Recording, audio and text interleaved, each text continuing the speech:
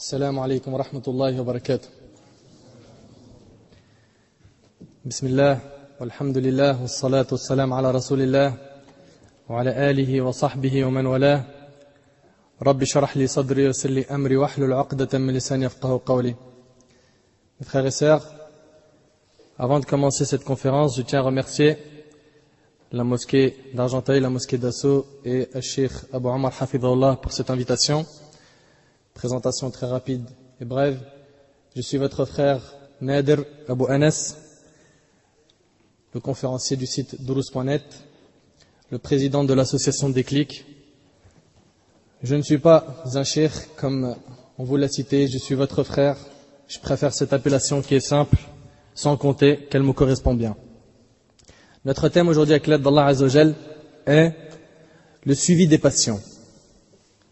Le suivi des passions. C'est un sujet pointu qui touche beaucoup de personnes. Ce dars sera divisé, Inch'Allah, en 4 parties. Première partie, introduction, l'ère pré-islamique et les temps sombres. Deuxième partie, c'est la définition du suivi des passions. Troisième partie, les causes qui nous font suivre nos passions. Quatrième partie, et c'est la dernière, bi'idhnillah, c'est les conséquences du fait de suivre ces passions. On commence donc la première partie, bi'idhnillah azza wa jal, qui est cette introduction. L'ère pré-islamique et les temps sombres. Allah azza wa jal a dit dans Sourate Al-Furqan, Sourate 25, verset 43, Ara'ayta man ittakhadha ilahahu hawah, afa anta takunu alayhi wakila. Ne vois-tu pas celui qui a fait de sa passion sa divinité? Est-ce à toi d'être un garant pour lui? Mes frères et sœurs, qu'on se mette d'accord sur une chose. Toute personne qui ne se réfère pas dans toutes ses affaires au Coran et à la sunna du prophète alayhi salatu wassalam, ou bien aux gens de science, se réfère obligatoirement à sa passion. Obligatoirement à sa passion. Et l'on ne peut même pas dire qu'elle a suivi, cette personne-là, sa raison. L'imam Al-Hafidh Ibn Kathir, rahimahullah, a dit dans l'interprétation de ce verset qui est « Ne vois-tu pas celui qui a fait de sa passion sa divinité ?» Il a dit, rahimahullah, c'est celui qui suit ses passions et qui en fait sa religion. C'est celui qui suit ses passions et qui en fait sa religion. Il en fait sa religion de sorte qu'il pratiquera sa religion selon son humeur, selon ce qui le passionne ou ce qui lui plaît. Ces gens-là, qui suivent leur passion, quand on leur dit « Qala Allah », Allah a dit, et son prophète alayhi salatu wa salam a dit, disent « Oui, mais, moi je vois ceci et cela. » Oui, mais, il négocie les ordres d'Allah et de son messager alayhi salatu wa salam. Celui qui suit ses passions n'est pas convaincu des paroles d'Allah et de son prophète alayhi salatu wa salam. Et bien sûr, c'est une grande catastrophe. Abdullah ibn Abbas, radiyallahu anhuma wa an jami' as-sahaba, ce grand et noble compagnon, ce savant parmi les compagnons a dit, dans l'ère pré-islamique et pendant les temps sombres de l'histoire des Arabes, les gens adoraient une pierre blanche. À l'époque, fil jahiliya, ils adoraient une pierre blanche. S'ils voyaient une autre pierre blanche plus belle que celle qu'ils avaient, ils s'empressaient de la jeter et la remplacer par la nouvelle qui est, selon eux, plus belle encore. Et s'ils souhaitaient voyager, ils choisissaient, selon leurs critères, 3 des plus belles pierres qu'ils puissent trouver. 2 pour cuire leur nourriture et la 3e pierre pour l'adorer. Imaginez-vous, fil jahiliya, à quel point ils étaient égarés. Et s'ils trouvaient une pierre plus belle que celle qu'ils adoraient, ils jetaient la première pierre qu'ils adoraient et la remplaçaient par la nouvelle, puisque selon eux, elle est encore plus belle. C'est pourquoi Allah tabaraka wa ta'ala a fait descendre ce verset pour condamner ces gens-là en disant « Ara'ayta man ittakhadha ilahahu hawah, afa anta takunu alayhi wakila » Ne vois-tu pas celui qui a fait de sa passion sa divinité? Est-ce à toi d'être un garant pour lui? Et si par exemple, pour X raison, il n'arrivait pas à trouver de pierre afin de l'adorer, il prenait un peu de sable, le mouillait avec un peu de lait de bétail et se mettait à l'adorer.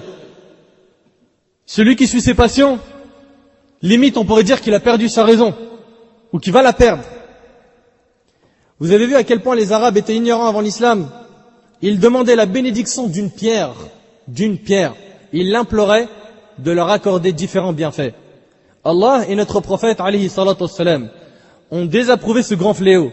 Allah seul peut nous procurer les bienfaits et nous éviter les malheurs. Et si on a besoin de quelque chose, on doit le demander à qui? À Allah Azza wa Jal, seul. Et si on a besoin d'aide, on demande de l'aide à Allah Tabaraka wa Ta'ala seul.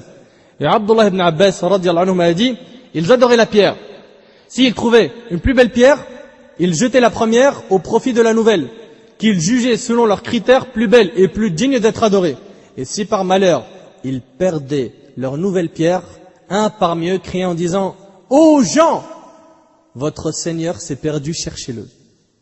Ô gens, votre Seigneur s'est perdu, cherchez-le. C'est pourquoi Allah a fait descendre ce verset. Ne vois-tu pas celui qui a fait de sa passion sa divinité? On demande à Allah Azza wa Jal de nous préserver de ce type de comportement. Abd ibn Humayd et ibn Abi Hatim ont rapporté de Qatada, un parmi nos ancêtres pieux, rahimahullah, sur l'interprétation de ce verset, ce qui suit. Qatada dit, rahimahullah, ce verset parle des personnes qui assouvissent leur passion coûte que coûte sans s'embarrasser d'aucun scrupule ni de principe. À chaque fois qu'il a envie d'une chose, il se la procure. Il n'arrive pas à éduquer son ego, se contrôler, se maîtriser, et ne pas succomber à ses désirs, et ne pas tomber directement dans « je veux, j'achète ». Ceux-là sont faibles, ceux-là suivent leur passion. On va voir après que les passions ne sont pas toutes blâmables. Ces gens-là donc sont comme une plume portée par le vent, au gré de leurs humeurs. Ils font ce qui leur plaît car ils sont commandés par leur passion. Est-ce comme cela que le croyant doit se comporter?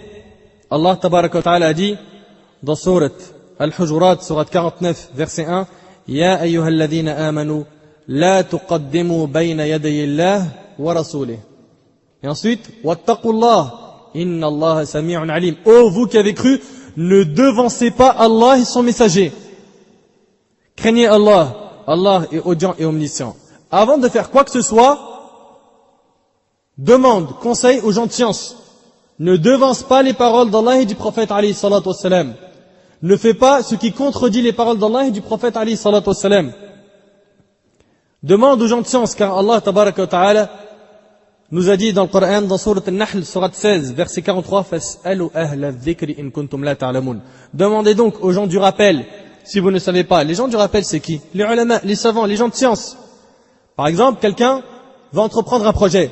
Il doit d'abord aller voir un shir ou un talib ilm, un demandeur de science compétent, et lui demander si son projet est licite ou illicite. De même, s'il veut se marier, il doit avant tout demander conseil auprès d'une personne de science pour connaître la meilleure manière de le faire pour plaire à Allah Azza wa Jal.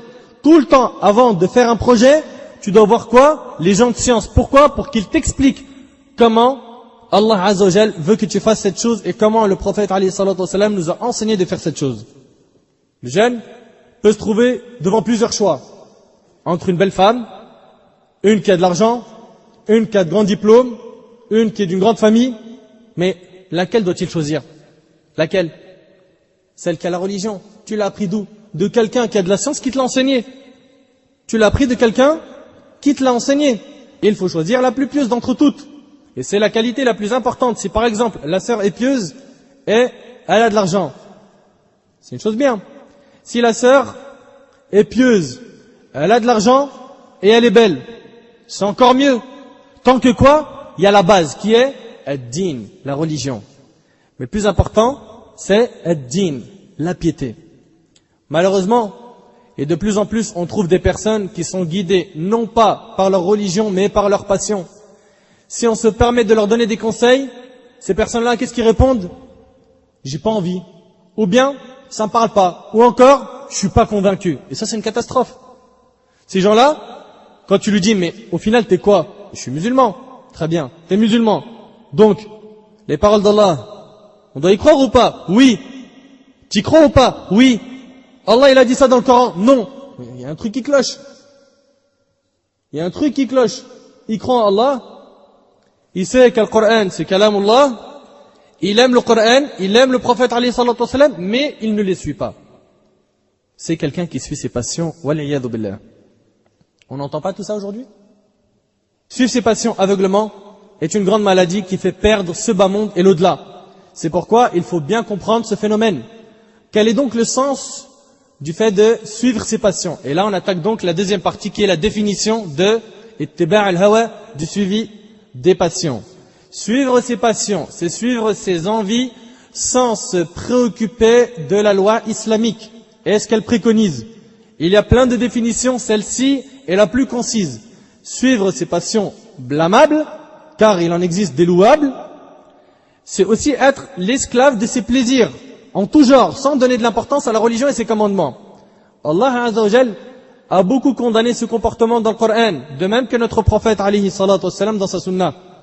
Lorsque le mot passion est prononcé, dans la plupart des cas, cela veut dire pencher vers ce qui est faux. Quand on dit celui-là, laisse tomber, il suit ses passions. Ça veut dire quoi? Il penche vers ce qui est faux. Si je vois une personne dans la rue et que je dis celui-là, il suit ses passions, on comprend tout de suite quoi? Que cette personne-là fait des péchés et n'a pas pris le chemin de la religion. Cette personne qu'on dira de lui, il suit ses passions, et on parle ici des passions blâmables, on est tous d'accord ici qu'on vient de faire quoi? Un blâme. Un blâme en parlant de cette personne. Ce n'est pas un compliment. Ce n'est pas un compliment. Si vous entendez le mot passion, dans la plupart des cas, c'est dans un sens péjoratif. Et à ce sujet, Allah tabaraka wa ta'ala a dit dans Sourate Sad, Sourate 38, verset 26, وَلَا تَتَّبْعِ الْهَوَى فَيُضِلَّكَ عَنْ سَبِيلِ اللَّهِ. Allah il dit وَلَا تَتَّبْعِ الْهَوَى فَيُضِلَّكَ عَنْ سَبِيلِ اللَّهِ. Et ne suis pas la passion, sinon elle t'égarera du sentier d'Allah. Et ne suis pas la passion, sinon elle t'égarera du sentier d'Allah. Et parmi les définitions du mot passion, il y a aussi l'amour, et même suivre ce qui est juste. On a dit tout à l'heure que les passions, il y en avait qui étaient blâmables, d'autres qui sont louables.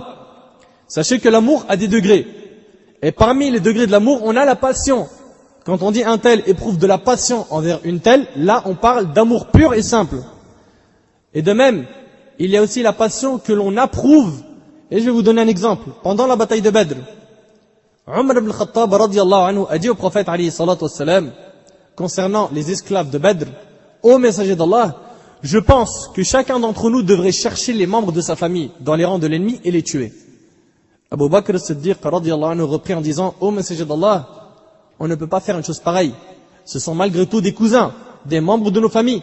Sois bon envers eux, ô messager d'Allah. Le prophète alayhi salatu wassalam désapprouva, ouvrez bien vos oreilles, désapprouva, le hadith il est rapporté par Muslim. Le prophète alayhi salatu wassalam désapprouva les paroles de Umar ibn al-Khattab radiyallahu anhu, et au contraire, il se passionna et approuva les paroles d'Abu Bakr as-Siddiq radiyallahu anhu. Donc cette passion-là est admise et autorisée. Et le hadith, il est rapporté par Muslim, donc on voit que les passions ne sont pas toutes haram. Mais quand on dit comme ça de manière générale, il suit ses passions, c'est quoi? C'est un compliment ou plutôt un blâme? C'est un blâme. Chaque croyant doit connaître comment faire pour éduquer son nefs, son ego. Chaque croyant doit combattre ses passions. Celui qui combat sa passion pour obéir à Allah sera victorieux sur son désir et ses plaisirs, et il n'en sortira que plus fort. Par contre, celui qui échouera dans cette bataille, il connaîtra le malheur et la misère. C'est pourquoi notre prophète alayhi salatu wassalam faisait deux invocations. La première, Allahumma la takilna ila anfusina tarfata aynin fanuhlik. Il s'adresse à Allah Azza wa Jal en lui disant, ô Allah, ne laisse pas nos désirs nous guider même le temps d'un clin d'œil où nous périrons. Regarde bien, le Nabi alayhi salatu wassalam il disait quoi? Ô Allah, ne laisse pas nos désirs nous guider même le temps d'un clin d'œil où nous périrons.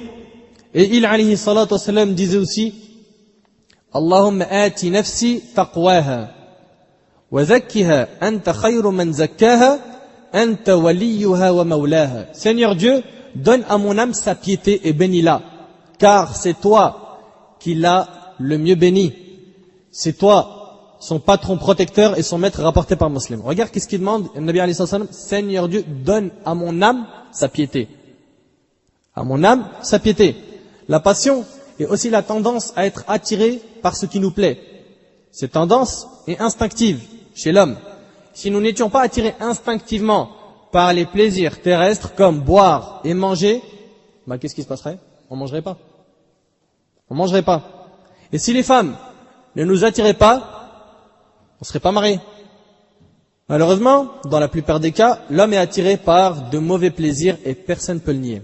Le sage est celui qui va ignorer cette attirance vers ce genre de désir. En effet, il pense justement plus loin que le bout de son nez.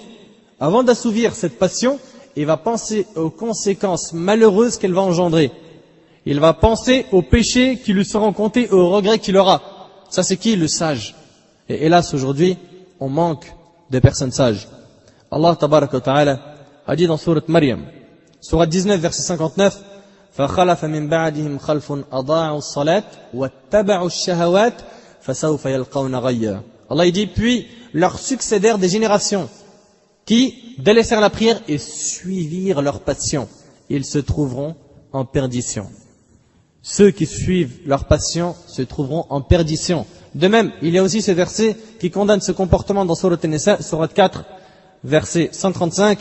Ya ayyuhalladhina amanu, kunu qawwamina bil qist, shuhada'a lin-nas, walau ala anfusikum aw al-walidayn wal-aqrabin, in yakun ghaniyan aw faqiran, fallahu awla bihima, fala tattabi'u al-hawa an ta'dilu. Allah il dit quoi? Ô les croyants, observez strictement la justice et soyez des témoins véridiques, comme Allah leur donne. Fût-ce contre vous-même, contre vos pères et mères ou proches parents, qu'il s'agisse d'un riche ou d'un besogneux. Allah a priorité sur eux deux. Allah a priorité sur eux deux. Et il est plus connaisseur de leur intérêt que vous. Et là, Allah il dit, ne suivez donc pas les passions afin de ne pas dévier de la justice. Celui qui dévie en suivant ses passions, qu'est-ce qu'il fait? Il n'est plus juste. Dans ce verset, Allah nous dit, le musulman pieux ne doit pas suivre ses passions. Le bon musulman doit adopter le comportement le plus juste. Si par exemple, on est témoin d'une dispute, on doit prendre la partie de la justice. Et même si pour cela, on doit témoigner contre nos parents, nos proches ou un autre frère musulman au profit d'un mécréant. Na'am akhil karim. La justice, c'est pas seulement entre nous, entre musulmans. On doit être juste avec tout le monde. Avec tout le monde, sans exception. Et pour ça, la plus grande preuve, c'est la biographie du prophète alayhi salatu wassalam. On se doit d'être juste dans notre témoignage et dire la vérité, même si cela doit heurter des personnes qui nous sont chères. Allah tabaraka wa ta'ala, en s'adressant à Daoud alayhi salam, Allah azza wa jalla a dit dans sourate Sad, sourate 38 verset 26, Ya Daoud, inna ja'alnaka khalifatan fil ard, fahkum bayna an-nasi bil haqq, wa la tattabi'il hawa. Ne suis pas les passions. Wa la tattabi'il hawa, fayudillaka an sabilillah, innal ladhina yudilluna an sabilillah, lahum adhabun shadidun bima nasaw yawm al-hisab. Ô David, nous avons fait de toi un calife sur la terre. Juge donc en toute équité parmi les gens et ne suis pas la passion. Allah a ordonné à ses prophètes et aux gens pieux de ne pas suivre les passions et ne suis pas la passion, sinon elle t'égarera du sentier d'Allah. Car ceux qui s'égarent du sentier d'Allah auront un dur châtiment pour avoir oublié le jour des comptes. C'est pas un sujet facile, le suivi des passions. Tous au fond de nous, il nous arrive de suivre des passions. Et des fois, c'est des passions blâmables. Inch'Allah, au fur et à mesure qu'on avance, on va détailler c'est quoi exactement le suivi des passions. Allah nous montre que pour accéder au chemin du paradis, il ne faut pas suivre ses passions. Allah tabaraka wa ta'ala dit dans Sourate An-Nazi'at, Sourate 79, versets 40 et 41, وَأَمَّا مَنْ خَافَ مَقَامَ رَبِّهِ وَنَهَى النَّفْسَ عَنِ الْهَوَى فَإِنَّ الْجَنَّةَ هِيَ الْمَأْوَى. Et pour celui qui aura redouté de comparaître devant son Seigneur et préserver son âme de la passion, le paradis sera alors son refuge. Regarde, c'est très simple. C'est très très simple. Préserve-toi, suis pas tes passions. L'âme humaine est instinctivement attirée par le mal. Ça, c'est chez tout le monde de manière générale. Elle veut tout le temps, l'âme, assouvir ses moindres plaisirs. Assouvir ses moindres plaisirs. L'homme, il aime être rassasié. Il aime étancher sa soif. Il aime la paresse, les plaisirs de ce bas monde. De manière générale, l'homme est attiré par tout cela. C'est pourquoi Allah nous ordonna de jeûner pour éduquer notre âme et nous permettre de dompter les plaisirs du ventre et du sexe, car des millions de personnes entrent en enfer à cause de leur ventre et de leur sexe. Nous devons tourner le dos à ces envies. ou bien nous perdrons la vie céleste et éternelle. Allah Azza wa Jal nous dit dans le Coran que l'âme est incitatrice du mal. Allah Azza wa Jal nous dit dans le Coran que l'âme est incitatrice au mal. Allah Azza wa Jal a dit dans Sourate Yusuf, Sourate 12, verset 53, وَمَا أُبَرِّئُ نَفْسِي إِنَّ النَّفْسَ لَأَمَّارَةٌ بِالسُّوءِ. Je ne m'innocente cependant pas, car l'âme est très incitatrice au mal, à moins que mon Seigneur, par miséricorde, ne la préserve du péché. Donc on voit ici que l'âme incite au mal. L'âme, elle est tirée par le mal. Ça, c'est de manière générale. Et Allah a dit aussi dans Sourate Al-Shams, Sourate 91, versets 7 à 10, قَدْ أَفْلَحَ مَنْ زَكَّاهَا وَقَدْ خَابَ مَنْ دَسَّاهَا. A réussi certes celui qui la purifie. Purifie quoi? Son âme. Et est perdu certes celui qui la corrompt. Et selon Abu Ya'la ibn Aws, radiyallahu anhu, le prophète alayhi salatu wassalam a dit, ouvrez bien vos oreilles. Le sage est celui qui se demande des comptes à lui-même. Le sage est celui qui se demande des comptes à lui-même et qui agit en vue de ce qui vient après la mort. Ça, c'est quelqu'un qui est sage. Et l'incapable est celui qui se laisse guider par ses passions, tout en nourrissant au sujet de Dieu de vrais espoirs. Et l'incapable est celui qui se laisse guider par ses passions, tout en nourrissant au sujet de Dieu de vrais espoirs. Et le hadith, il est rapporté par Tirmidhi, et pour être honnête avec vous, les savants divergent dessus, sur son authenticité. Et nous avons aussi l'exemple de cet homme qui faisait partie du peuple des Bani Israël. Cet homme était pieux, mais malheureusement il a vendu le paradis pour l'enfer. Et il a échangé la miséricorde par le châtiment. Allah le décrit en ces termes dans Sourate Al-A'raf, Sourate 7, verset 176. وَاتَّبَعَ هَوَاهُ فَمَثَلُهُ كَمَثَلِ الْكَلْبِ إِنْ تَحْمِلْ عَلَيْهِ يَلْهَثْ أَوْ تَتْرُكْهُ يَلْهَثْ. Et si nous avions voulu, nous l'aurions élevé par ces mêmes enseignements, mais il s'inclina vers la terre et suivit sa propre passion. Allah dit, il est semblable à un chien. C'est dans le Coran. Il est semblable à un chien qui allaite si tu l'attaques et qui allaite aussi si tu le laisses. Avant de céder à nos plaisirs et nos passions, nous devrions penser au jour où nous serons devant Allah Azza wa Jal, le jour du jugement, où nous serons jugés sur nos actions. Avant d'assouvir nos désirs, on devrait penser aux conséquences de nos actes. Celui qui craint Allah Azza wa Jal et se détourne de ses plaisirs, ses désirs et ses passions, celui-là sera sur le chemin le plus court qui mène au paradis.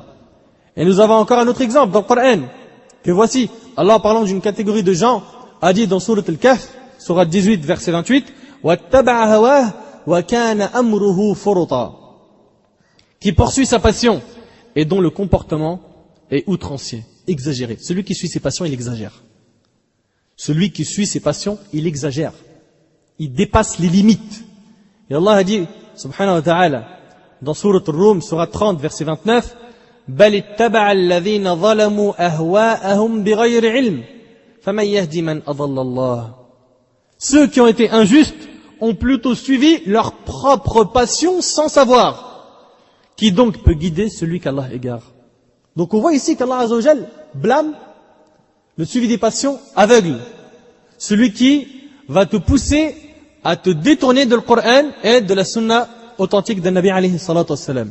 Les versets sont nombreux. Quant à la sunna, selon Abu Huraira radiyallahu anhu, le prophète alayhi salatu wassalam a dit, lorsqu'Allah créa le paradis, ouvrez bien vos oreilles, lorsqu'Allah créa le paradis, il envoya Jibril alayhi salam, en lui disant, regarde ce que j'ai préparé pour ces hôtes. Après s'y être rendu et avoir observé ce qu'Allah avait préparé, il revint et dit, par ta puissance, donc c'est Jibril qui s'adresse à qui? À Allah. Par ta puissance, aucun de tes serviteurs ne peut en entendre parler sans y entrer. C'est-à-dire, si quelqu'un il entend parler du paradis, c'est clair et net, normalement il doit rentrer au paradis.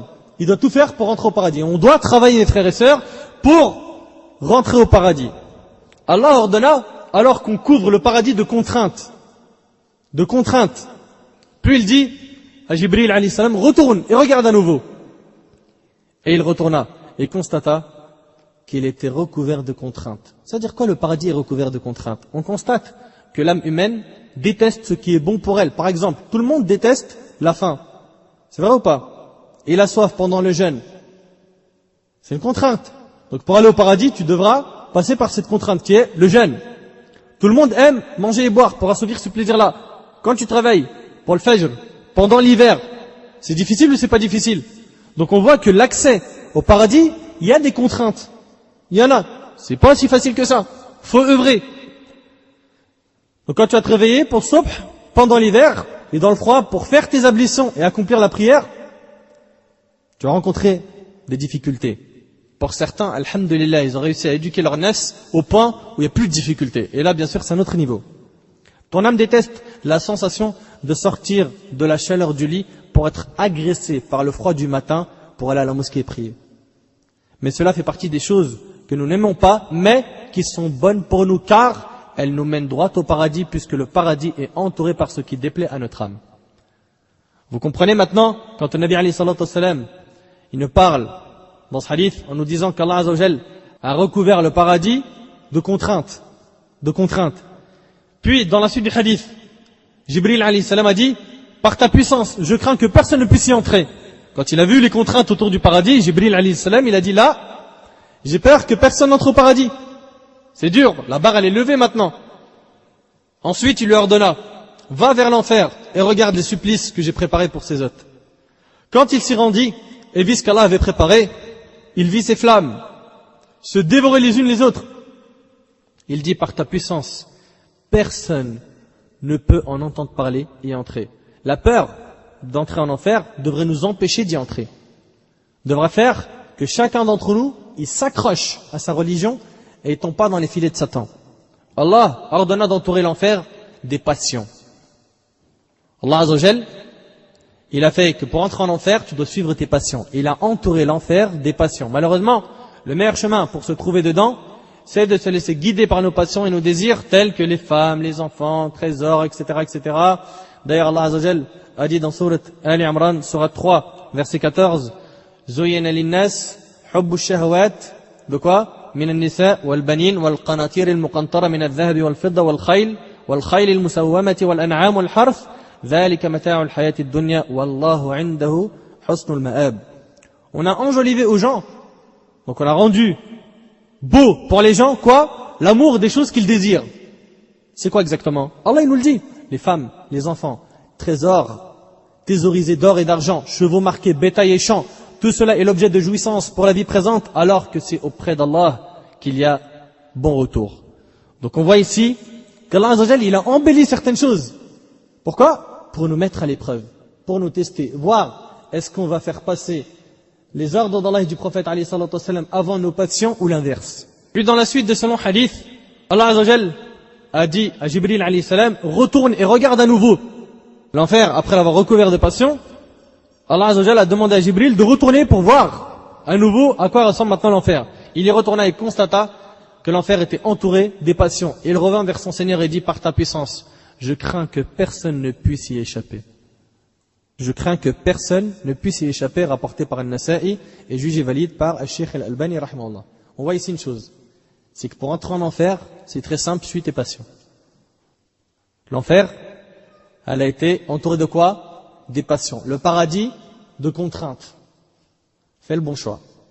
Fais le bon choix, mais fais attention. Si tu choisis le chemin de Jahannam, ya akhi, ya ukhti, les regrets ne serviront pas à grand chose le jour du jugement. Fais très attention. En écoutant ce hadith, on devrait tous jeûner la journée et passer la nuit en prière nocturne. Malheureusement, la plupart des gens sont maintenant motivés par les plaisirs terrestres plus qu'autre chose. Et on les voit, les gens, investis pour la dunya. Ils sont pointus pour tout ce qui est dunya. Et pour din, ils font tout n'importe comment, ils se prennent même pas la tête. Ouais, c'est pas grave, on fait comme ça, malish. Vas-y, Allah il est miséricordieux, il est pardonneur. C'est pas grave. Tu doutes sur le nombre de rak'at? Combien? 3, 4? C'est pas grave, pourquoi tu te prends la tête? T'as prié, non? T'as fait ton devoir. On voit que pour ce qui est des choses de l'au-delà, les gens, hélas, un grand nombre d'entre eux ne se soucient de rien. Mais pour ce qui est de ce bas monde, il y a sahbi, il va chez le médecin, il lui dit attention à votre poids, surtout les sœurs, elle va surveiller les calories, oh là là, il y en a 10 de plus ici, quand elle va acheter les choses, elle lit les ingrédients. Quand il s'agit du bas monde, on surveille. Et l'au-delà, normal, akhi. Plus important, c'est le cœur. Allah al-musta'an. Allah Azza wa Jal, dans sa sagesse extrême, a entouré le paradis par ce qui déplaît à l'âme humaine et l'enfer par les désirs et les passions terrestres pour nous motiver à les éviter. Le paradis, mes frères et sœurs, est notre motivation. On doit se motiver pour entrer dans le Jannah. De même que l'enfer a été entouré par les désirs, on ne peut pas entendre parler de l'enfer et vouloir y entrer. Et selon Abi Barza al-Aslami, radiyallahu anhu, le prophète alayhi salatu wassalam a dit: ce que je crains le plus pour vous, ouvrez bien vos oreilles, ce sont les désirs du ventre et du sexe qui vous perdront, et les passions qui vous égareront. Subhanallah, on s'aperçoit dans notre religion que tout est bien détaillé. Tout est bien détaillé. Ce que je crains le plus pour vous, ce sont les désirs du ventre et du sexe qui vous perdront, et les passions qui vous égareront. Le hadith est rapporté par Ahmed al-Bazzar et al-Tabarani.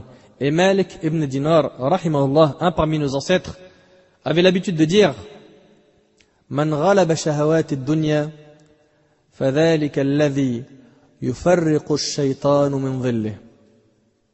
Celui qui arrive à vaincre les plaisirs terrestres, le diable n'aura plus aucune emprise sur lui. Si tu arrives à battre, à vaincre les plaisirs terrestres, le diable n'aura plus aucune emprise sur toi.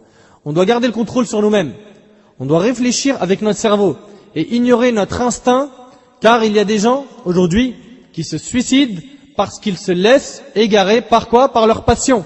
Il y a des personnes malades qui souffrent de maladies chroniques comme le diabète, la tension, etc. Il leur est interdit de consommer certains aliments, mais ils le font quand même. Ils se font du mal parce qu'ils n'arrivent pas à contrôler leurs envies. Ils cèdent à leurs désirs, suivent leurs passions et périssent en perdant ce bas monde et l'au-delà. Et Yahya ibn Mu'adh, rahimahullah, disait: Man arda al-jawarih fil ladhat faqad gharasa li nafsihi shajara an-nadamat. Celui qui satisfait les plaisirs de ses sens, écoutez bien, celui qui satisfait les plaisirs de ses sens, celui-là aura planté en son âme l'arbre des regrets. Celui-là aura planté en son âme l'arbre des regrets.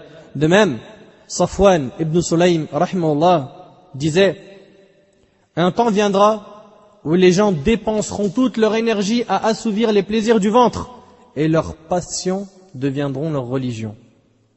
Et leurs passions deviendront leur religion. Malheureusement, on est plein à avoir comme souci notre ventre. On va manger quoi ce soir? On va manger quoi ce matin? Allô, qu'est-ce que t'as préparé? Allô maman, on mange quoi ce soir? Que le ventre. On sort, on va manger où? Oh non, lui laisse tomber, oh non, lui laisse tomber, oh non, lui laisse tomber. Que le ventre. Il y en a qui ne parlent et qui ne pensent qu'à la nourriture, qu'au bon plat. Tu les vois pendant le ramadan appeler de leur travail pour savoir ce qu'il y aura au menu ce soir pour rompre le jeûne. Ceux-là, leur souci, c'est le ventre. Ils peuvent même divorcer de leur femme parce que le repas n'est pas prêt en temps et en heure. Et je vous promets, ça c'est déjà vu. Un cheikh que je connais personnellement, il raconte qu'il y a une personne qui a divorcé de sa femme pour la 3e fois à cause de son ventre. Parce que le plat était un peu froid. Celui-là, le souci de sa vie, c'est son ventre. Son ventre. Les gens se détournent de leur religion au profit de leur passion. Tu dis à quelqu'un: mon frère, ta prière, il te répond: c'est pas le moment. En plus, t'es qui toi pour me faire un rappel? Tu dis à une sœur: ma sœur, le hijab, jusqu'à maintenant tu l'as pas encore porté. Subhanallah, ma sœur, mais qu'est-ce que tu attends? C'est écrit dans le Coran, c'est écrit dans la Sunna, c'est une obligation, c'est pour te préserver. En islam, tu es un bijou. Tu lui expliques, et à la fin, elle te répond quoi? Je suis pas convaincu, ça me tente pas, etc. Le musulman est celui qui fait que ses passions suivent la religion dans tout sans faire de tri. Ça, c'est le bon musulman. Bishr ibn al-Harith, rahimahullah, a dit: tu ne trouveras pas de plaisir à pratiquer ta religion jusqu'à ce que tu mettes entre les désirs et ton âme un mur de fer. Je répète cette phrase. Écoutez bien ces paroles parce que voilà, elles valent très cher. Tu ne trouveras pas de plaisir à pratiquer ta religion jusqu'à ce que tu mettes entre les désirs et ton âme un mur de fer. T'imagines? Et Abu Bakr al-Warraq, rahimahullah, a dit, et ouvrez bien vos oreilles, la passion prend le dessus quand on écoute nos désirs. Lorsque les passions dominent, le cœur s'enténèbre. Vous savez, ça devient les ténèbres. Et quand il s'enténèbre, la poitrine se serre. Et quand la poitrine se serre, le comportement est mauvais. Et lorsque le comportement est mauvais, les gens te haïssent. Ça existe ça? Que quelqu'un parmi nous aime discuter avec quelqu'un qui a un mauvais comportement? Non. Les gens te haïssent. Et lorsque les gens te haïssent, tu les hais. Et si tu les hais, tu éprouveras de la haine envers eux. Et si tu éprouves de la haine envers eux, tu seras un diable lapidé. Et tout ça, ça commence par quoi? Par les passions. Le cœur, ils sont ténèbres. La poitrine se serre. La poitrine se serre, t'as un mauvais comportement. T'as un mauvais comportement, les gens te détestent. Et ainsi de suite. Et on voit que le feu vert du départ, c'était quoi? Les passions. Le suivi des passions. Toutes ces belles paroles sont tirées du livre Dhamm al-Hawa d'Ibn al-Jawzi rahimahullah.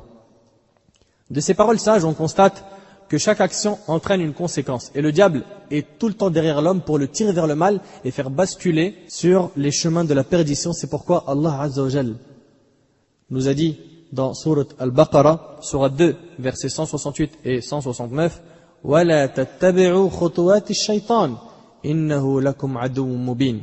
Suivez point les pas du diable, car il est vraiment pour vous un ennemi déclaré. Ne suis pas les pas du diable.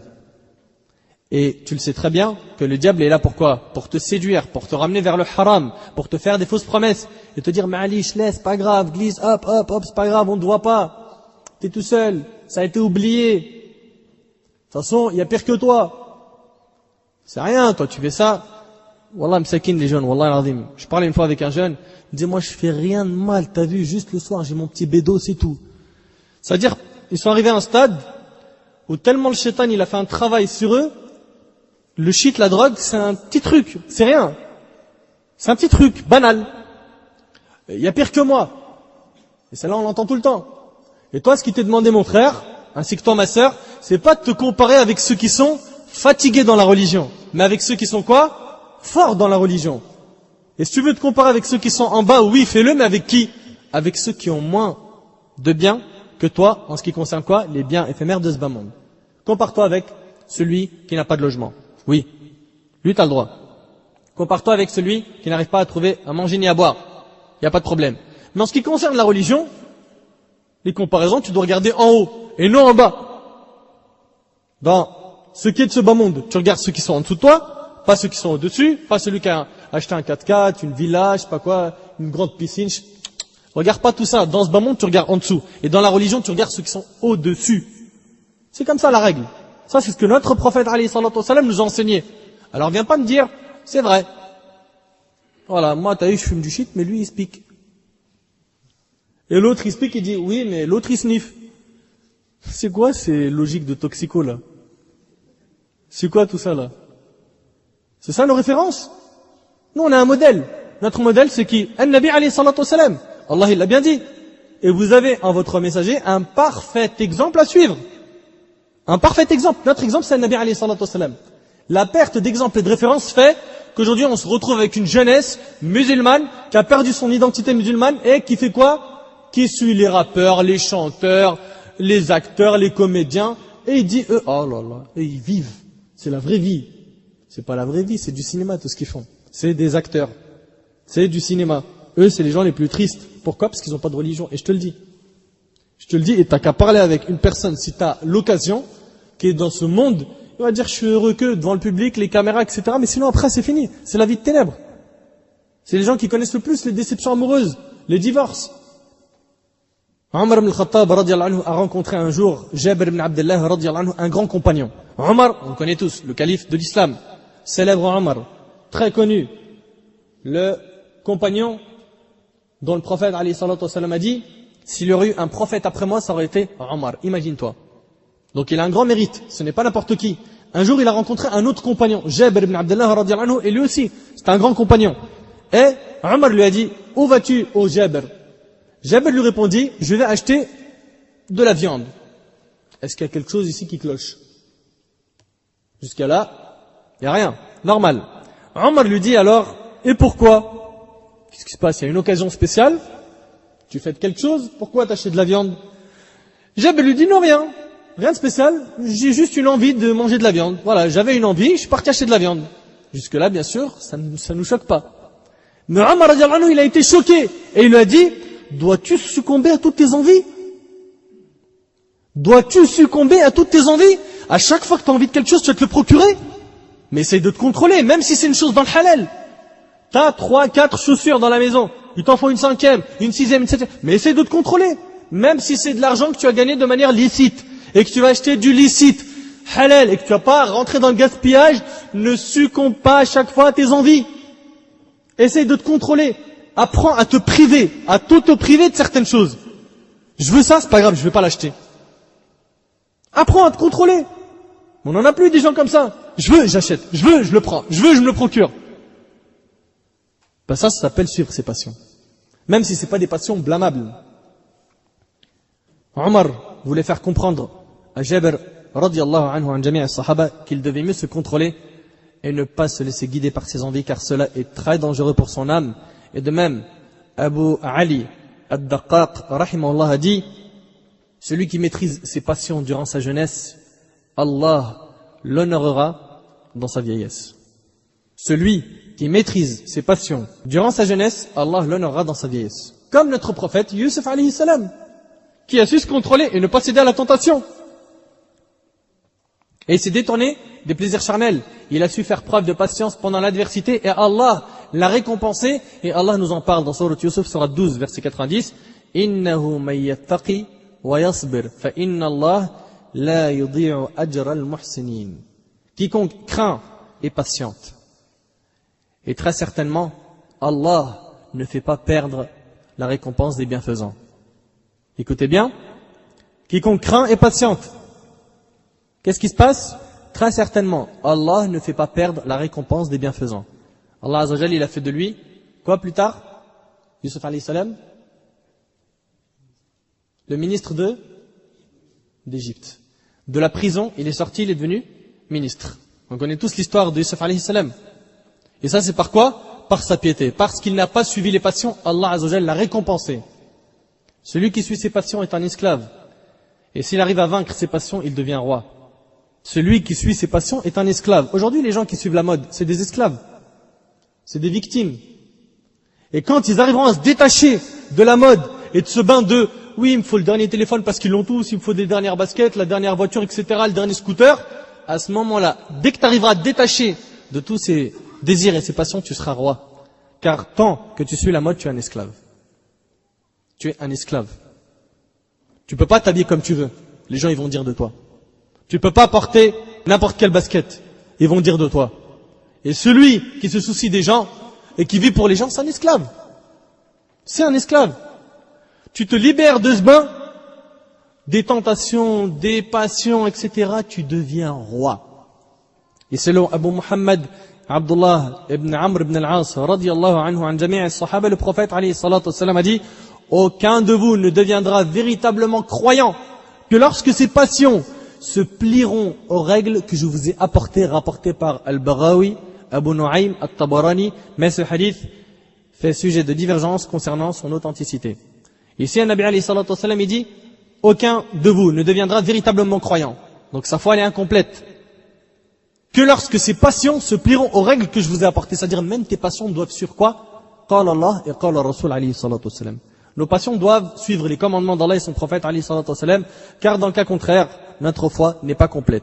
Et pour illustrer ces dires, écoutez avec moi ces versets. Allah Azza wa Jalla dit dans Sourate An-Nisa, Sourate 4, verset 65: فَلَا وَرَبِّكَ لَا يُؤْمِنُونَ حَتَّى يُحَكِّمُوكَ فِيمَا شَجَرَ بَيْنَهُمْ ثُمَّ لَا يَجِدُوا فِي أَنفُسِهِمْ حَرَجًا مِمَّا قَضَيْتَ وَيُسَلِّمُوا تَسْلِيمًا. Non, par ton Seigneur, ils ne seront pas croyants aussi longtemps qu'ils ne t'auront pas demandé de juger de leurs disputes et qu'ils n'auront éprouvé nulle angoisse pour ce que tu auras décidé et qu'ils se soumettent complètement à ta sentence. Tu n'es pas considéré comme un véritable croyant que lorsque tu prends quoi? Le jugement de Nabi alayhi salatu wassalam dans toutes tes affaires, t'en fais ton mode de vie. Écoute bien, ils ne seront pas croyants aussi longtemps qu'ils ne t'auront pas demandé de juger de leurs disputes et qu'ils n'auront éprouvé nulle angoisse pour ce que tu auras décidé. Tu ne dois pas trouver de l'angoisse pour ce que Nabi alayhi salatu wassalam a décidé. Tu ne dois pas trouver d'angoisse dans ton cœur de dire mince, je vais arrêter la musique, mais dans mon cœur ça passe pas. Ya akhil karim, à partir du moment où Allah et son prophète alayhi salatu wassalam ont interdit une chose, c'est pour ton bien. Et quand ils autorisent une chose, c'est pour ton bien. Et Allah sait ce que tu ne sais pas. Donc, à partir du moment où un Nabi alayhi salatu wassalam a jugé sur une chose, tu te dois de ne trouver aucune angoisse dans ton cœur pour être un véritable croyant. Et Allah a dit dans Sourate Al-Ahzab, Sourate 33, verset 36, وَمَا كَانَ لِمُؤْمِنٍ وَلَا مُؤْمِنَةٍ إِذَا قَضَى اللَّهُ وَرَسُولُهُ أَمْرًا أَنْ يَكُونَ لَهُمُ الْخِيرَةُ مِنْ أَمْرِهِمْ وَمَنْ يَعْصِ اللَّهَ وَرَسُولَهُ فَقَدْ ضَلَّ ضَلَالًا مُبِينًا. Il n'appartient pas à un croyant ou à une croyante, une fois qu'Allah et son messager ont décidé d'une chose, d'avoir encore le choix dans leur façon d'agir. Allah et son messager ont choisi d'une chose, tu n'as plus le choix. Tu n'as plus le choix, ça veut dire quoi? Est-ce que tu le prends sur le ton de oh voilà, regarde les hagra? C'est pas des hagra, Akhil Karim. Ma sœur, fais attention. Allah ne choisit pour toi que le bien. Un Nabi alayhi salatu wassalam ne t'interdit que ce qui est mauvais, que ce qui est mal. Mais hélas, tu as une compréhension limitée des choses. C'est pour cela que tu dois à tout prix te conformer à Al-Kitab et à Sunnah. Et quiconque désobéit à Allah et à son messager, s'est égaré certes d'un égarement évident. Et il y a aussi ce verset qui s'adresse à ceux qui tournent le dos au commandement d'Allah et son messager alayhi salatu wassalam. Allah Azza wa Jalla a dit dans Sourate Muhammad, Sourate 47, verset 9, ذَلِكَ بِأَنَّهُمْ كَرِهُوا مَا أَنزَلَ اللَّهُ فَأَحْبَطَ أَعْمَالَهُمْ. C'est parce qu'ils ont de la répulsion, ils rejettent. C'est parce qu'ils ont de la répulsion pour ce qu'Allah a fait descendre. Donc ils rejettent, ils n'aiment pas ce qu'Allah a fait descendre. Qu'est-ce qui se passe? Allah dit, il a rendu donc vaines leurs œuvres. Il a rendu donc vaines leurs œuvres. Par exemple, tu dis à une sœur aujourd'hui, porte le hijab ma sœur. Elle te dit, je suis pas convaincu. Elle n'en veut pas. Elle éprouve de la répulsion envers les commandements d'Allah et son messager alayhi salatu wassalam. Tout ce qu'elle entreprendra comme œuvre sera vain. Sera vain. Parmi ce qui annule les œuvres, on a le fait de détester les ordres d'Allah et son messager alayhi salatu wassalam. Allah Azza wa Jalla a dit dans Sourate Muhammad, Sourate 47, verset 28, ذَلِكَ بِأَنَّهُمُ اتَّبَعُوا مَا أَسْخَطَ اللَّهُ وَكَرِهُوا رِضْوَانَهُ فَأَحْبَطَ أَعْمَالَهُم. C'est parce qu'ils ont suivi ce qui courrouce Allah et qu'ils ont de la répulsion pour son agrément, il a donc rendu vaines leurs œuvres. Nos passions doivent suivre les commandements d'Allah et son messager alayhi salatu wassalam. Et selon Anas radiallahu anhu, le prophète alayhi salatu wassalam a dit, nul d'entre vous n'aura la foi complète tant que je ne serai pour lui plus aimé que ses enfants, ses parents et l'ensemble des gens rapportés par Bukhari et Muslim. Sache mon frère, ma sœur, que tant que tu n'aimes pas et que tu ne suis pas le prophète alayhi salatu wassalam, en vérité, tu n'aimes pas le prophète alayhi salatu wassalam. Tu vas me dire, mais c'est pas possible, c'est choquant ce que tu dis. Écoute avec moi, Allah Azza wa Jal a dit dans Sourate Al-Imran, et ce verset-là, l'imam Al-Hassan Al-Basri rahimahullah l'a appelé le verset qui tranche entre ceux qui prétendent vraiment aimer le prophète alayhi salatu wassalam et ceux qui ne l'aiment pas. Allah a dit dans Sourate Al-Imran, Sourate 3, verset 31, قُلْ إِن كُنْتُمْ تُحِبُّونَ اللَّهَ فَاتَّبِعُونِي يُحْبِبُكُمُ اللَّهُ وَيَغْفِرْ لَكُمْ ذُنُوبَكُمْ وَاللَّهُ غَفُورٌ رَحِيمٌ. Dis, si vous aimez vraiment Allah, suivez-moi. Suivez-moi. Si vous aimez Allah, suivez-moi. Suivez qui? Un Nabi alayhi salatu wassalam. Allah vous aimera. Donc quand tu suis le prophète alayhi salatu wassalam, Allah t'aime. Allah vous aimera alors et vous pardonnera vos péchés. Allah est indulgent et miséricordieux. Il y a aussi ce joli poème qui parle des personnes qui prétendent aimer Allah et son messager alayhi salatu wassalam alors que leurs actes disent tout le contraire. Le poète dit تعصي الإله وأنت تزعم حبه هذا لعمري في القياس شنيع لو كان حبك صادقا لأطعته إن المحب لمن يحب مطيع. Écoutez bien, tu désobéis au commandement du Seigneur alors que tu prétends l'aimer. Si ton amour était sincère, tu lui aurais obéi, car celui qui aime vraiment est obéissant. Écoute bien, si ton amour était sincère, tu lui aurais obéi, car celui qui aime vraiment est obéissant. Al-Hassan ibn Ali al-Mutawwi'i, rahimahullah, a dit, l'idole de chaque homme, ce sont ses passions. L'idole de chaque homme, ce sont ses passions. Celui qui la brise, cette idole-là, en combattant ses passions, mérite le nom de chevalier. Et l'imam Ali, radiyallahu anhu, a dit, les deux choses que je crains le plus pour vous sont une espérance illusoire et la poursuite des passions. Car la première, il parle ici maintenant de l'espérance illusoire, car la première fait oublier l'au-delà et la seconde détourne de la vérité. L'espoir de suivi des passions, c'est des dangers. Il a espoir, il va vivre longtemps, t'inquiète. Donc en fait, quand tu as trop d'espoir mal placé, qu'est-ce qui se passe? Tu oublies l'au-delà, tu oublies le paradis, tu oublies l'enfer. Et celui qui suit ses passions se détourne de la vérité. Et Cheikh al-Islam ibn Taymiyyah rahimahullah a affirmé que la passion rend sourd et aveugle celui qui la suit. Il en vient à oublier les ordres d'Allah et de son messager alayhi salatu wassalam. D'ailleurs, il ne cherche pas à les connaître. Il ne cherche pas à les connaître. Il ne se suffit pas de la satisfaction d'Allah à son égard et ne se met pas en colère là où Allah et son messager alayhi salatu wassalam se mettent en colère. Au contraire, sa satisfaction et sa colère lui sont dictées par sa passion. Maintenant, parlons des causes qui font que les gens suivent leur passion. Ça, c'est la troisième partie. Troisième partie, les causes qui nous font suivre nos passions. L'une des plus grandes causes du suivi des passions, c'est que les gens n'éduquent pas leurs enfants à contrôler leurs passions quand ils sont petits. Ouvrez bien vos oreilles, wallahi, c'est très important. L'une des plus grandes causes du suivi des passions, c'est que les gens n'éduquent pas leurs enfants à contrôler leurs passions quand ils sont petits. Les enfants d'aujourd'hui sont gâtés. Ils obtiennent tout ce qu'ils demandent. Il suffit juste qu'ils pleurent un peu, et hop, vas-y, donne-lui ce qu'il veut. Qu'il se taise, donne-lui, qu'on achète son silence. Il veut avoir tout ce qu'il désire, il l'obtient. Par quoi? Quelques cris, quelques larmes, et c'est fini. Et cela est mauvais pour son éducation. Si par exemple tu donnes à ton enfant de l'argent de poche, tous les jours tu lui donnes 10 €, eh bien un jour par exemple ne lui donne rien. Montre-lui que rien n'est dû et que c'est Allah qui donne. C'est Allah Azza wa Jal qui donne pour tous. Prive-le de temps en temps pour pas qu'il soit gâté. Fais qu'il n'ait pas tout le temps ce qu'il demande. Il n'est pas en train de dire fais-lui vivre la prison, ni gâte-le. Le juste milieu. Le juste milieu dans toutes choses, dans toutes tes affaires. Et de cette manière, il s'habituera au manque et contrôlera ses envies. Mais, papa je veux, tiens, jusqu'au mariage, tiens. Mais celui-là, il est possible que ça ne devienne pas un vrai homme, sans compter que celui-là, il peut s'égarer du sentier d'Allah. Il peut s'égarer. Deuxième cause du suivi des passions, c'est la fréquentation des mauvaises personnes. Si on fréquente les personnes qui suivent leur passion à fond, qui vivent pour le présent sans penser à la vie éternelle, on deviendra forcément comme eux. Cela commence la plupart du temps de cette manière. On entend « Allez frère, laisse-toi aller, viens un peu ». Il dit à son ami « Allez, kiffe, t'es jeune, viens un petit peu ». Et après tu vois que ce jeune-là te fait rentrer dans quoi? Dans le chemin de Satan. Wal'iyadhu billah. Ce jeune qui suit ses passions, tu l'entends dire, tu penses vraiment qu'il y a des gens qui vont rentrer au paradis? Allez, laisse tomber mon frère. C'est trop tard pour nous, le paradis il est fermé. Allez mon frère, vis ta vie. Et on entend des jeunes parler comme des démons. Et puis, il lui donne le coup de grâce en disant, allez t'inquiète, Allah il va te pardonner. Il va te pardonner. Qu'est-ce que t'en sais? Il ne faut surtout pas fréquenter ces personnes ni les écouter. Abu Qulaba, rahimahullah, a dit, ne fréquentez pas les gens qui suivent leur passion. Et ne débattez pas avec eux, car j'ai peur qu'ils vous insèrent le doute dans vos convictions.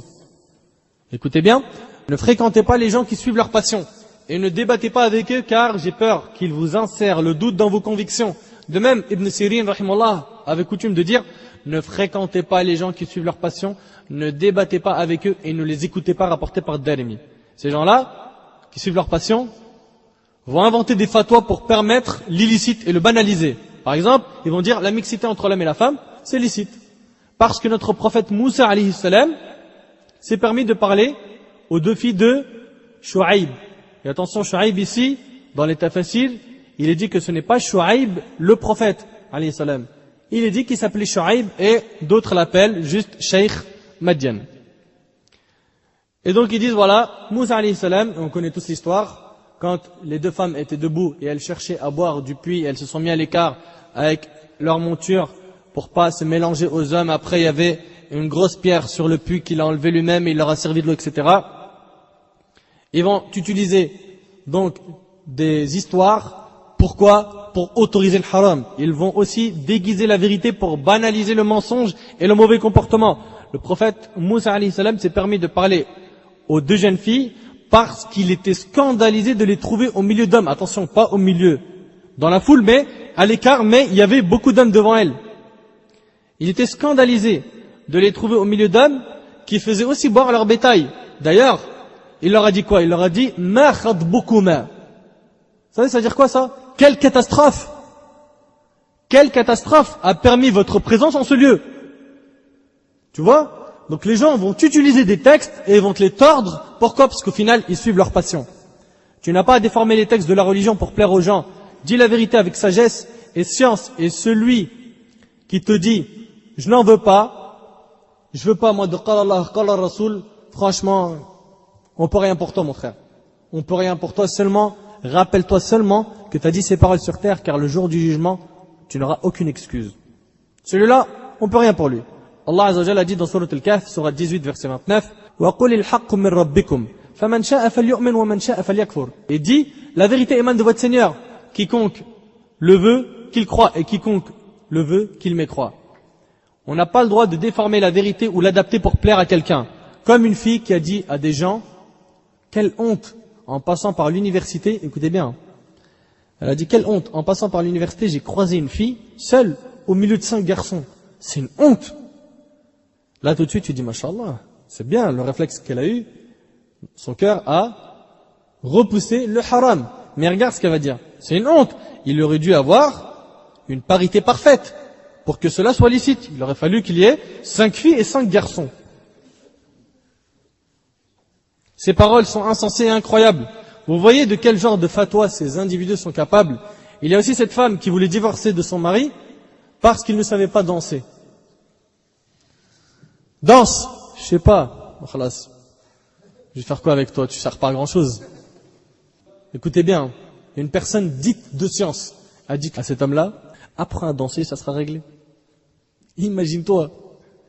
Donc voilà les fatwas des gens qui suivent leur passion. Parmi les causes du suivi des passions, on a l'indifférence des musulmans, pieux à l'égard de ceux qui suivent leur passion. Nos frères, hélas, ne donnent plus de conseils aux personnes qui suivent leur passion, alors que nous devons prendre soin les uns des autres. Allah Azza wa Jalla a dit dans Surat An-Nisa, Surat 4, verset 63, أُولَٰئِكَ الَّذِينَ يَعْلَمُ اللَّهُ مَا فِي قُلُوبِهِمْ فَأَعْرِضْ عَنْهُمْ وَعِظْهُمْ وَقُلْ لَهُمْ فِي أَنفُسِهِمْ قَوْلًا بَلِيغًا. Voilà ceux dont Allah sait ce qu'ils ont dans leur cœur. Ne leur tiens donc pas rigueur. Exhorte-les. Exhorte-les. Tu vois des gens qui sont loin, exhorte-les, rappelle-les à la religion. Exhorte-les et dis-leur sur eux-mêmes des paroles convaincantes. Allah a dit dans Surat Ali Imran, Surat 3, verset 104, وَلْتَكُمْ مِنْكُمْ أُمَّةٌ يَدْعُونَ إِلَى الْخَيْرِ وَيَأْمُرُونَ بِالْمَعْرُوفِ وَيَنْهَوْنَ عَنِ الْمُنْكَرِ وَأُولَٰئِكَ هُمُ الْمُفْلِحُونَ. Que soit issue de vous une communauté qui appelle au bien, ordonne le convenable et interdit le blâmable, car ce seront eux qui réussiront. Donc on voit ici quoi? Que tu dois conseiller, que tu dois appeler au bien et que tu dois interdire le mal. Parmi les causes du suivi des passions, on a l'ignorance des conséquences que peut engendrer l'égarement dans la passion. Combien de plaisirs éphémères a laissé place au regret éternel? Céder au plaisir terrestre en oubliant la vie de l'au-delà fait plonger la personne dans le suivi des passions.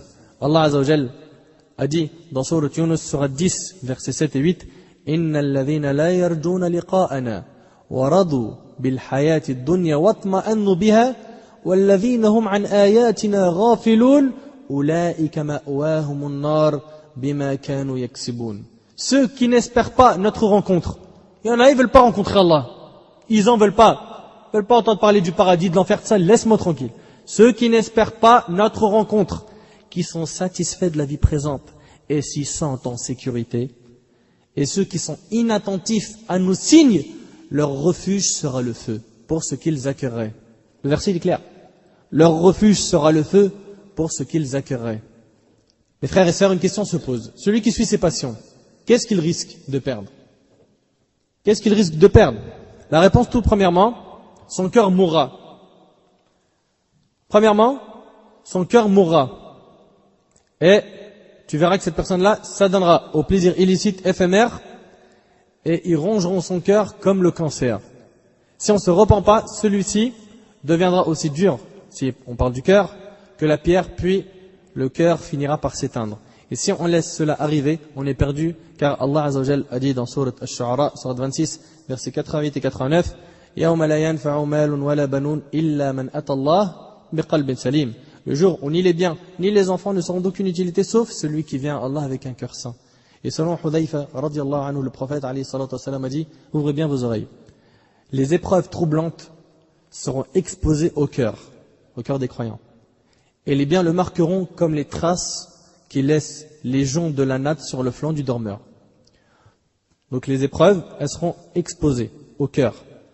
Tout cœur qui en sera passionnément épris sera marqué d'un point noir. Et tout cœur qui les repoussera sera marqué d'un point blanc, de sorte qu'à ces épreuves, 2 cœurs feront face. Le premier au point blanc sera comparable au rocher inébranlable et lisse.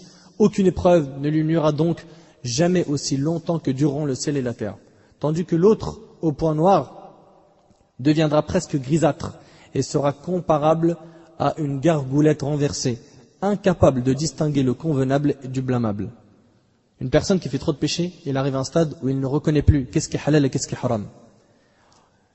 Incapable de distinguer le convenable du blâmable, tant que ni l'un ni l'autre ne correspond à ses propres désirs. Rapporté par Muslim. Celui qui suit ses passions, son cœur est noir. De ce hadith, on comprend que celui qui suit ses passions, son cœur noircira et connaîtra un grand bouleversement dans sa vie. Il rejettera directement ou indirectement la sunna du prophète alayhi salatu wassalam. Son cœur connaîtra le chaos. Il verra le bien comme étant le mal et vice-versa.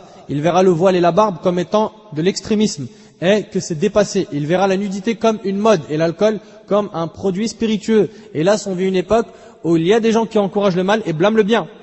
Parmi les causes, nous avons aussi les gens qui sous-estiment leurs péchés. D'ailleurs, selon Ibn Mas'ud radiyallahu anhu, le prophète alayhi salatu wassalam a dit, le croyant pieux voit ses péchés comme s'il était assis sous une montagne dont il a peur qu'elle lui tombe dessus.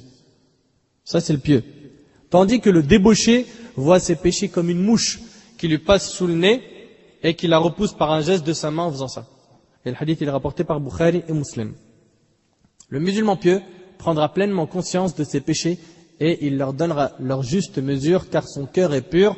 Et Allah Azza wa Jalla a dit dans Surat Al-Qasas, Surat 28, verset 50, فَإِنْ لَمْ يَسْتَجِيبُوا لَكَ فَاعْلَمْ أَنَّمَا يَتَّبِعُونَ أَهْوَاءَهُمْ وَمَنْ أَضَلُّ مِمَّنِ اتَّبَعَ هَوَاهُ بِغَيْرِ هُدًى مِنَ اللَّهِ إِنَّ اللَّهَ لَا يَهْدِي الْقَوْمَ الظَّالِمِينَ. Mais s'ils ne te répondent pas, il parle ici Allah Azza wa Jalla à Muhammad alayhi salam, mais s'ils ne te répondent pas, sache alors que c'est seulement leur passion qu'ils suivent.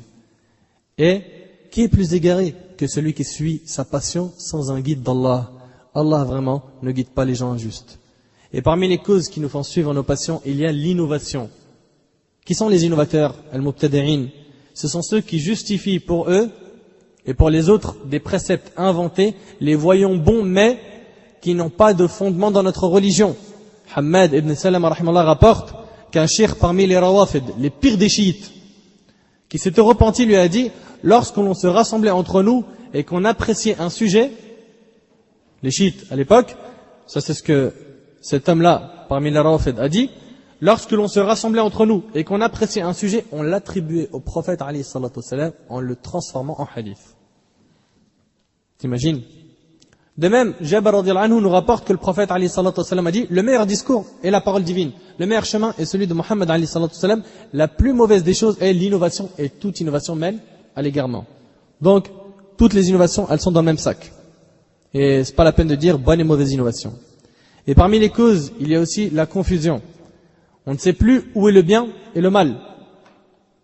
La confusion, Allah Azza wa Jalla a dit dans Surat Al-Jathiyah, Surat 45, verset 23, أَفَرَأَيْتَ مَنِ اتَّخَذَ إِلَهَهُ هَوَاهُ وَأَضَلَّهُ اللَّهُ عَلَى عِلْمٍ وَخَتَمَ عَلَى سَمْعِهِ وَقَلْبِهِ وَجَعَلَ بَصَرِهِ غِشَاوَةً فَمَنْ يَهْدِيهِ مِنْ بَعْدِ اللَّهِ أَفَلَا تَذَكَّرُونَ. Vois-tu celui qui prend sa passion pour sa propre divinité et Allah l'égare sciemment et scelle son ouïe et son cœur et étend un voile sur sa vue, qui donc peut le guider après Allah? Ne vous rappelez donc vous pas? Quatrième partie de ce dars, les conséquences du fait de suivre ses passions. L'une des plus grandes conséquences et la plus terrible qui s'ensuit quand on suit ses passions, c'est d'aller en enfer, waliyadu billah, car Allah Azza wa Jalla a dit dans Surat Al-Nazi'at, Surat 79, versets 37 à 41, فَأَمَّا مَنْ طَغَى وَآثَرَ الْحَيَاةَ الدُّنْيَا فَإِنَّ الْجَحِيمَ هِيَ الْمَأْوَى وَأَمَّا مَنْ خَافَ مَقَامَ رَبِّهِ وَنَهَى النَّفْسَ عَنِ الْهَوَى فَإِنَّ الْجَنَّةَ هِيَ الْمَأْوَى. Quant à celui qui aura dépassé les limites et aura préféré la vie présente, il y en a qui préfèrent la vie présente au paradis. Dis Akhil Karim, laisse-moi kiffer ma vie, prends pas trop la tête, ça sert à rien. Ton discours, il passe pas. Allah il dit, quant à celui qui aura dépassé les limites et aura préféré la vie présente, alors l'enfer sera son refuge.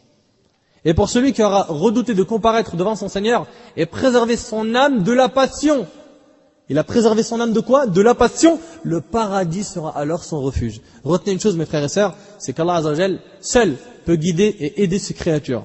Son messager alayhi salatu wassalam peut seulement leur montrer le droit chemin avec le Saint-Coran qui lui fait révéler, car Allah Azza wa Jalla a dit dans Surat Al-Qasas, Surat 28, verset 56, Innaka la tahdi man ahbabt, walakinna Allah yahdi man yasha, wa huwa a'lamu bil muhtadin. Il parle ici à Muhammad alayhi salatu wassalam, tu ne diriges pas celui que tu aimes. An-Nabi alayhi salatu wassalam, les compagnons, même nous, on n'a pas le pouvoir de transformer quelqu'un avec nos paroles. Nous, on montre le chemin, c'est tout. C'est Allah Azza wa Jalla qui guide. Après, une personne pourrait se dire, ah bah voilà, c'est pour ça que je suis égaré, parce qu'Allah il m'a pas encore guidé. Mais c'est simple, c'est parce que tu n'as pas cherché à être guidé. Allah guide celui qui cherche à être guidé. Allah guide celui qui cherche à être guidé.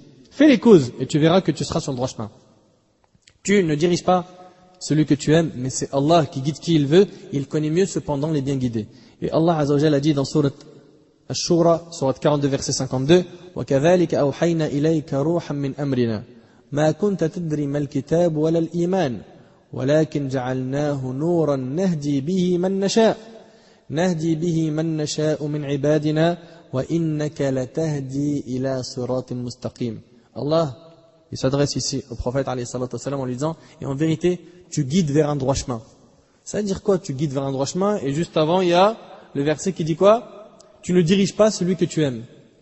Ici, en fait, pour ce verset, il s'agit de montrer le droit chemin aux gens et non pas de transformer leur cœur, car au final, seul Allah Azza wa Jal en est capable. C'est bien compris? Je termine avec cette parole.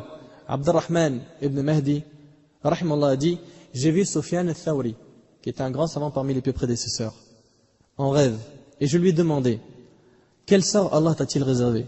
Il répondit, à peine fus-je déposé dans ma tombe que je me suis retrouvé devant Allah qui m'a facilité le compte de mes œuvres.